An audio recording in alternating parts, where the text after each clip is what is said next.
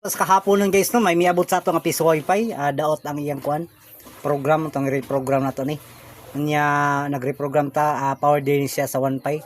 Mao ni ang atong reprogram nga hitabo. So right guys no, data ka repair nga kuan, piso wifi by 1Pi siya guys no, ang iyang setup.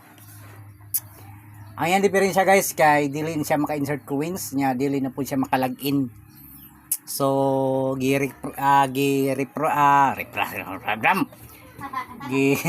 configure na to ang atong Microtech guys. Nya so karon siya guys, configure na to sa atong Microtech guys. Okay na dyan na guys ay morning.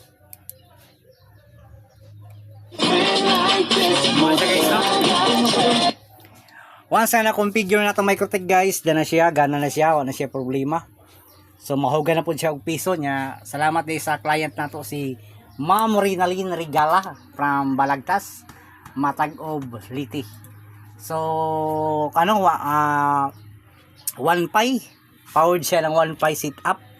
Thank you so much ma'am sa pagsalig. Daghang salamat and mayong adlaw karon tanan. Guys no, so bali na insert coins na po and then may time na po siya.